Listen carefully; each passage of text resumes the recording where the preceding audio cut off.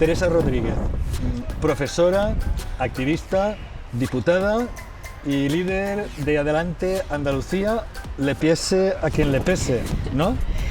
Sí, bueno, líder o no, dependiendo de lo que decida la próxima asamblea de refundación, ¿no? Digamos que soy una líder interina, de momento, portavoz interina de Adelante Andalucía, y probablemente lo seré después de la asamblea porque hemos presentado una lista de consenso. Pero efectivamente le pese a quien le pese.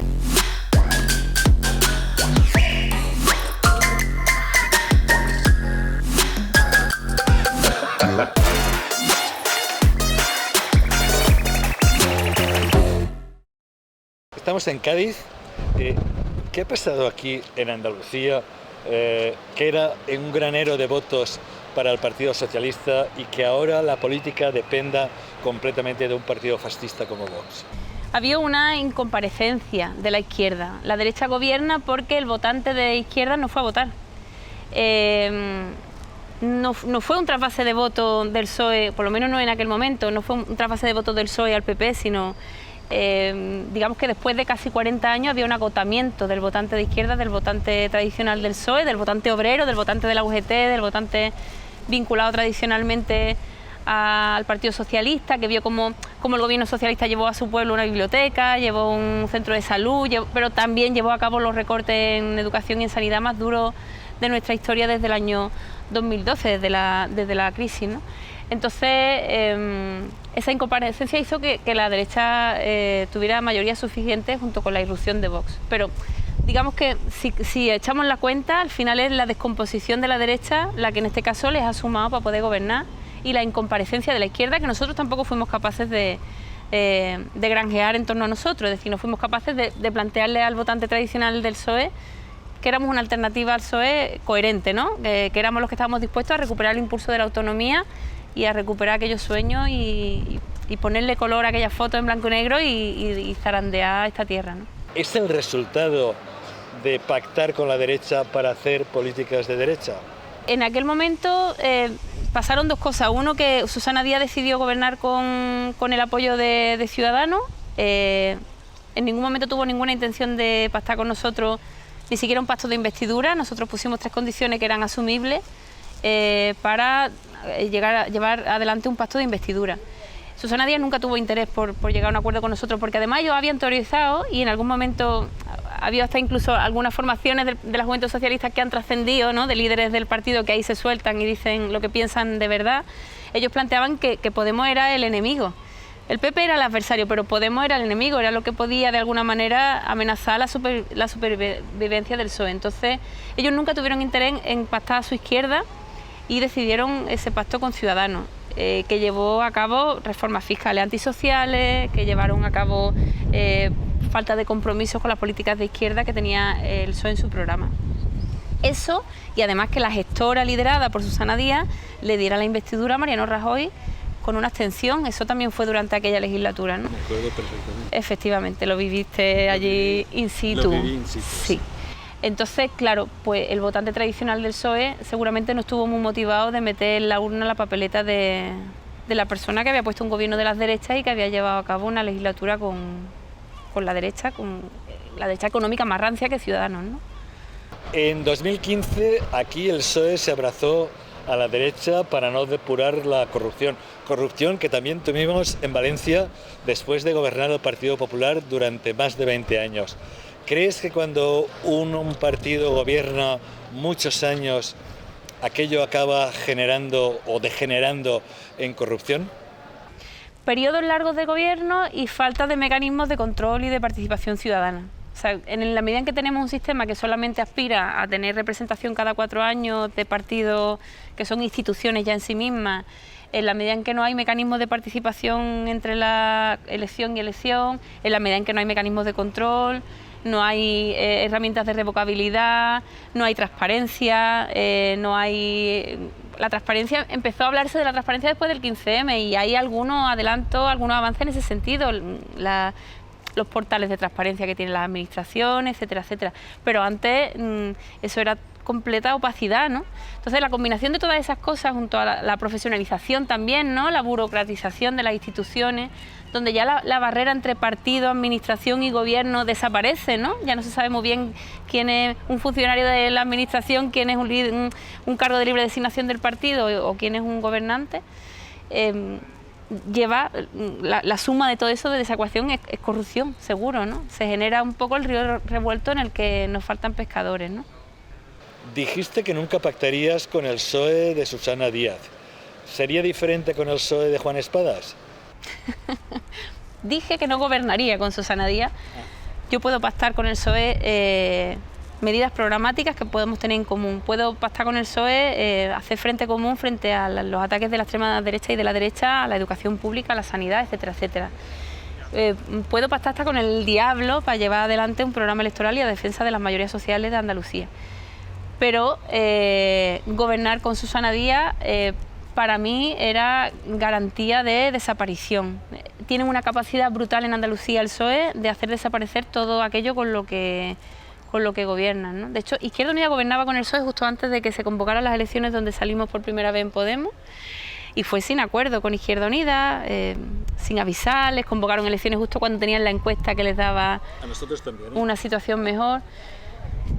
Y además maltrataban mucho a Izquierda Unida después en la siguiente legislatura, ¿no? Que yo decía, joder, ¿quién tiene ganas de gobernar contigo? Que eres una maltratadora, ¿no? De tus alianzas, ¿no? De tus aliados. Por eso dije aquello de ni muerta gobierno yo con Susana Díaz. Con Juan Espada, ¿qué pasa? ¿Que ha cambiado el PSOE porque ahora esté Juan Espada al frente? Pues yo creo que no. Es muy curioso ver cuadros intermedios del PSOE, ¿no? Que antes de ayer eran susanistas a muerte, y 2 días más tarde eran de Espada los primeros, ¿no? Y de Pedro Sánchez a muerte, porque levantan la cabeza, echan cuenta y dicen, ¿cómo sigo yo aquí? Pues yo sigo aquí ahora apoyando al otro, ¿no? Pues apoyamos al otro. Eso hace que un partido cambie, que cambie el líder. El PSOE no, desde luego, porque es que es un gigante con los pies de barro, ¿no? Y creo que para que cambiara el PSOE tendría que volver a nacer. Aparte ya del papel histórico que ha desempeñado en Andalucía y en España, ¿no? Que los gobiernos más largos en este país han sido del PSOE, ¿no? Desde la transición. Aparte de eso, digamos que la profesionalización y la burocratización del PSOE hacen que por más que haya cambios por arriba, los que mandan al final son los mismos siempre, ¿no? Son las familias del PSOE, ¿no? Las que siempre están ahí y tienen posiciones políticas que guardan mucha relación con su necesidad de seguir en el cargo, ¿no? De sobrevivir, ¿no? Hay algo que nos une a los dos territorios, que nos une a valencianos y andaluces, y es el maltrato sistemático en los presupuestos, en la financiación, un año y otro año. ¿Qué hemos hecho, valencianos y andaluces, para recibir continuamente este maltrato y que el otro día la ministra diga, bueno, es que no hay un clima político ahora para arreglarlo esto? Claro. ¿Qué hemos hecho? Pues yo creo que tenéis gobiernos que no han estado dispuestos a dar la batalla frente al gobierno central. Aquí siempre ha sido la batalla del gobierno andaluz cuando no gobierna en Madrid, el silencio del gobierno andaluz cuando sí gobierna en Madrid. O sea, se ha pedido un cambio del sistema de financiación autonómica y se ha reclamado la deuda histórica solamente cuando el otro partido te gobierna allí. Cuando no, pues tú se te ha olvidado, ¿no? Eso sí. Es.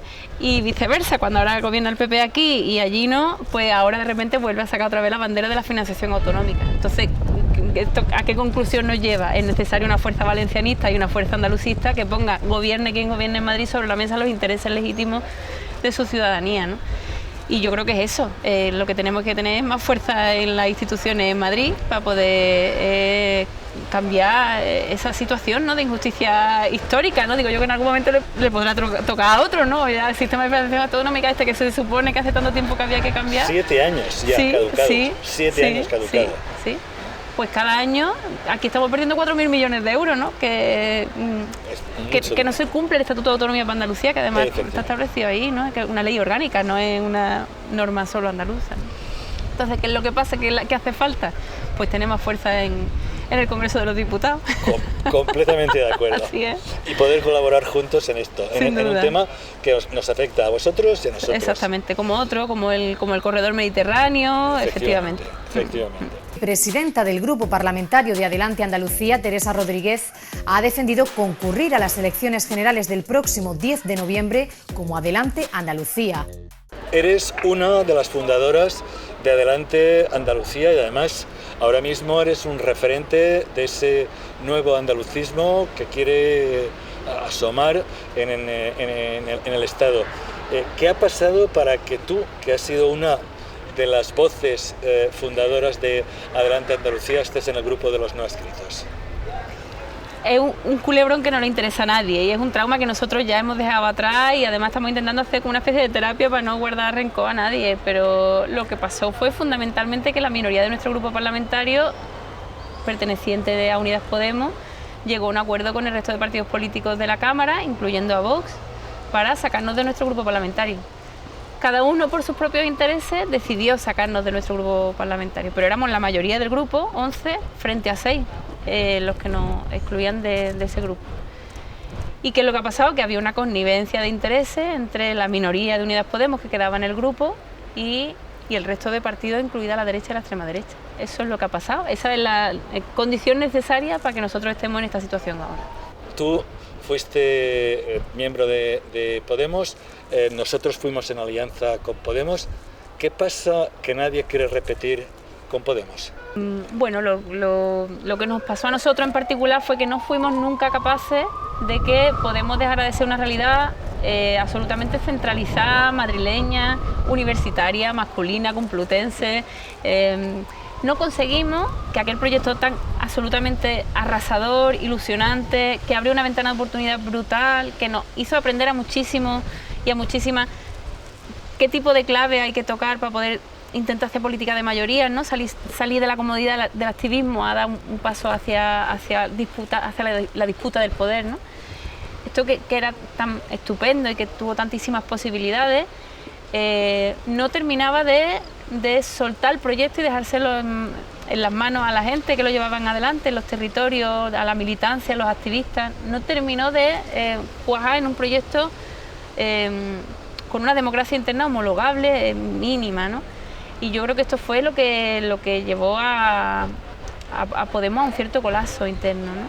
Has hablado de un concepto que para mí es fundamental, y era que las decisiones se tomaban en Madrid, de un centralismo en la toma de decisiones. ¿Consideras que puede cambiar esto con Yone Belarra? Ojalá, ojalá. Pero en su momento es que las 52 listas que se presentaban se escribían con el mismo bolígrafo en una sede en Princesa 2. Las 52 listas, no hubo nunca ninguna voluntad de descentralizar el proyecto y nosotros ganábamos asamblea tras asamblea en Andalucía prometiendo que nosotros íbamos a conseguir que Andalucía tuviera soberanía suficiente para tener, jolín, un estatus al menos federal, ¿no? Que estamos pidiendo federalidad, que es lo que tiene el PSOE, que no estamos pidiendo la soberanía total y la autonomía. Un sistema federal donde nosotros tuviéramos control de nuestro censo, pudiéramos hacer primarias provinciales con nuestras listas, generar espacios de participación para construir las listas y los programas. Pero después no podíamos cumplirlo porque a nivel estatal no se quiso nunca soltar el proyecto, ¿no? Dejarlo en manos de la militancia. Y entonces, bueno, pues yo creo que, no sé si alguna vez harán el aprendizaje, la lectura crítica de sus propias prácticas para evolucionar a unas prácticas más democráticas. De luego algunos ya no estaremos ahí para esperarlo, ¿no? Y nos pondremos a construir nuestro propio proyecto sin tener que tirar permanentemente con la losa de tratar de convencer a Madrid o de tratar de ir al Consejo Ciudadano Estatal a ver si los compañeros entienden que es necesario descentralizar y ser democrático y tener organicidad y ser leales con los acuerdos con los aliados y las aliadas y pensar ser plurales y no tratar de ser siempre tan controladores y tan monolíticos. Mientras estabas hablando me estaba dando cuenta que estoy muy de acuerdo con la inmensa mayoría de las cosas que dices. ¿Te esperabas la salida de Pablo Iglesias? Pues Claro, no quiero repetir el mismo error que cometí en su momento de decir exactamente lo que pensaba, ¿no? Porque además entonces no aportaba absolutamente nada, tuve que poner un tuit, lo tuve que quitar. Pero de alguna manera yo creo que Pablo Iglesias, voy a decirlo de forma amable, porque hay que ser amable con las personas que dan un paso atrás. Y Pablo Iglesias nunca se pensó a sí mismo como un ministro, ¿no? Un ministro con unas responsabilidades ejecutivas concretas, ¿no? Él se pensaba más como un líder, ¿no? Un líder o un presidente, ¿no? Pero digamos que eso de tener de repente una cartera de responsabilidades con tareas ejecutivas muy concretas, muy monótonas, ¿no? y burocráticas, y batallas y cosas, defensa de cosas muy concretitas, no es algo que formaba parte de su personalidad. Por eso yo creo que Pablo Iglesias vamos a seguir teniendo para rato, pero en el espacio que a él le gusta y donde creo que aporta más, que también es el de la comunicación política, el debate y demás. En Cataluña y Euskadi desde siempre ha habido fuerzas territoriales que han tenido importante representación en Madrid. Poco a poco parece que esto se va dando en otros territorios, con el BNG en Galicia, Compromís en el País Valenciano, MES en Mallorca, y ahora, en fin, se atisba también que Andalucía puede tener una fuerza netamente andalucista. Bueno, Más Madrid también, que para mí es también una experiencia territorializada. Lo vemos también, lo hemos visto ahora mismo, justo con Más Madrid. Es el momento de mayor soberanía de los pueblos y una nueva relación del Estado con los territorios. Sí, además yo creo que es algo cíclico, o sea, la crisis territorial en España no está resuelta, y cuando hay un conflicto irresuelto, pues hay veces que parece que no existe, ¿no? Que no lo oyes, es como cuando tienes un ruido de fondo que de repente dejas de oír, ¿no? Hay gente que tiene ese ruido en el oído, ¿no? Que deja de oír. Pero a veces sube de volumen porque sigue ahí, y es la crisis territorial del Estado. Y yo creo que ahora hay una especie de vuelta al territorio como espacio de cierto también voluntad de control por parte de la ciudadanía, ¿no? La crisis del bipartidismo sigue abierta y eso va a seguir generando espacios donde la gente quiera encontrarse opciones políticas que de alguna forma puedan generar algún tipo de expectativa, ¿no? Que perdieron las fuerzas del bipartidismo. Y creo que el espacio de la defensa del territorio, de la cercanía, de la lucha por los intereses democráticos de la ciudadanía, ¿no? Y de la cercanía y de no perder el control de los representantes, es un buen reclamo y es una buena oferta. Envidiable verdad, eres tanto parlamentario.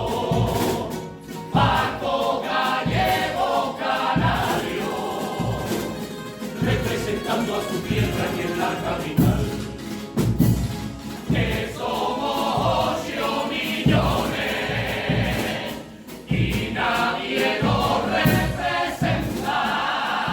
¿Cómo definirías ese nuevo andalucismo que está empezando a emerger ahora mismo? Bueno, nosotros no. Javier García Fernández, que es un compañero de Defende Andalucía que forma parte de Adelante Andalucía, le llama andalucismo de tercera ola, ¿no? El andalucismo se empezó a desarrollar con Blas Infante y antes con el movimiento cantonalista. Ahí encontramos los orígenes. Luego hubo un andalucismo muy potente de segunda ola en los años 70, 80.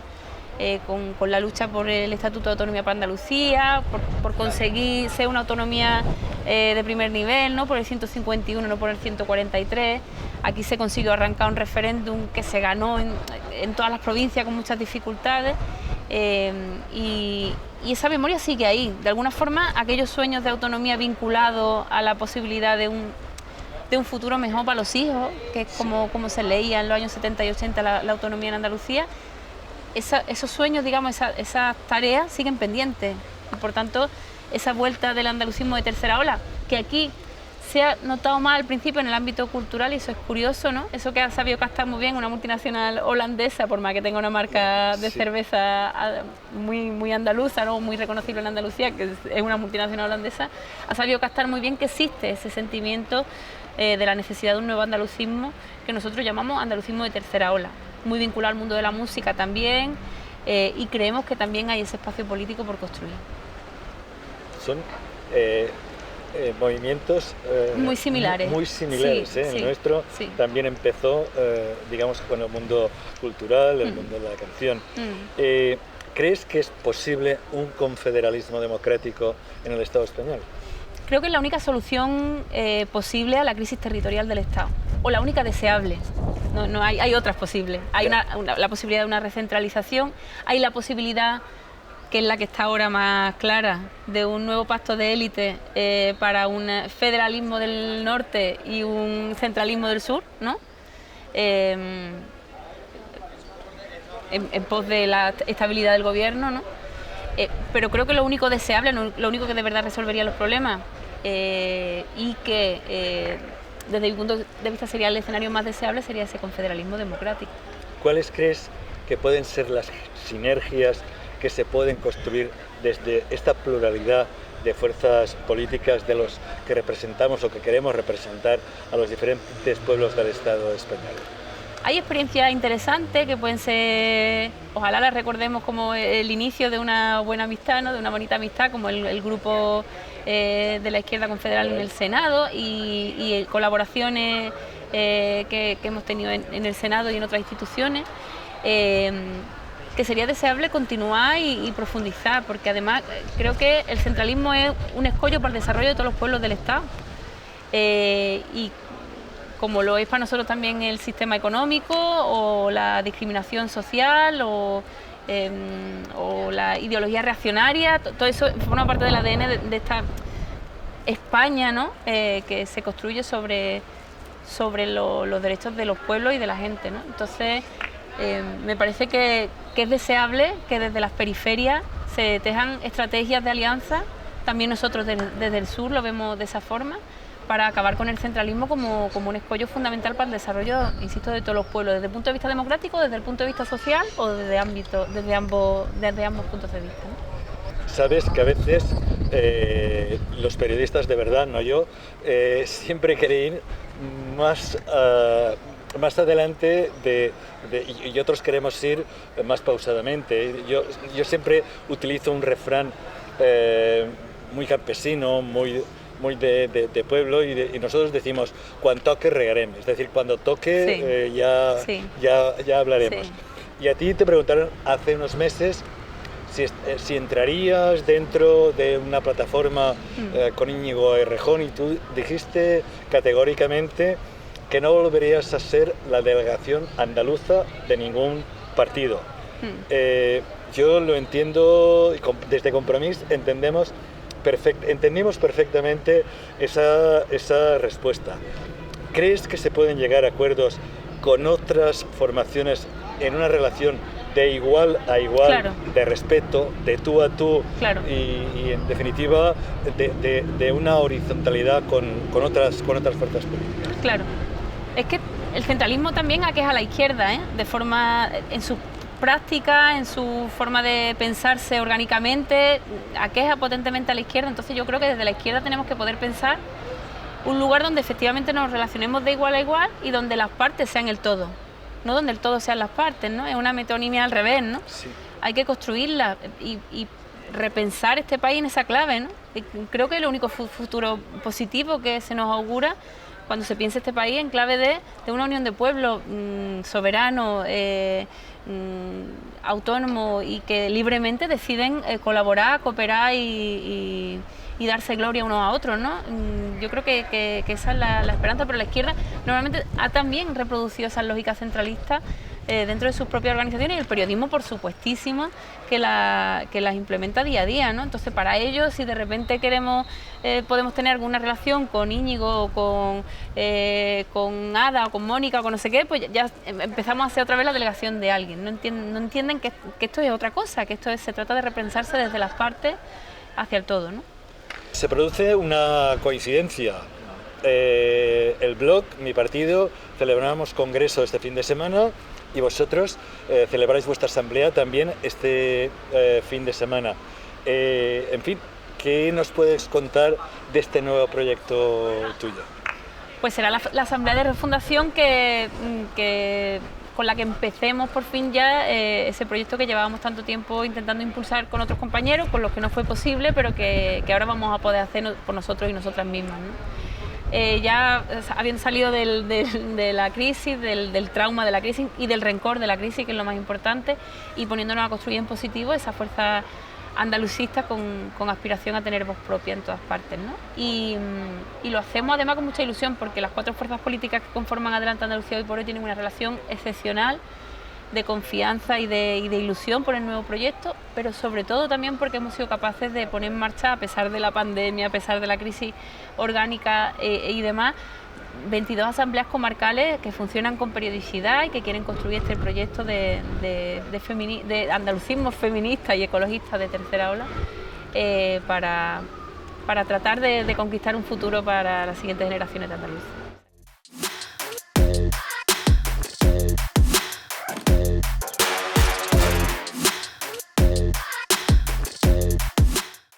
¿Qué le dirías a una andaluza que fue antes consejera de Hacienda de la Junta de Andalucía y que decía unas cosas y ahora es ministra de Hacienda y dice otras? ¿Qué le dirías a María Jesús Montero? Que a pesar de ese Montero, se parece más a Montoro que a Montero, que al final criticaba mucho a Montoro por un sistema de financiación autonómica que perjudicaba a Andalucía, y cuando coge la cartera del ministerio se le olvida los problemas de Andalucía, los de la comunidad del País Valenciano y el compromiso de salir de las lógicas también de la austeridad de Montoro, ¿no? O sea que Montero es un poco Montoro. ¿Y a Susana Díaz? Diría que no se hace leña del árbol caído, que también es una frase, ¿no?, que muy sabia, ¿no? ¿Y a Juana Espadas? Que ojalá sepa la responsabilidad que tiene su partido para desalojar a la derecha del poder en Andalucía. ¿A Íñigo Errejón? Enhorabuena, ¿no?, por los resultados en Madrid.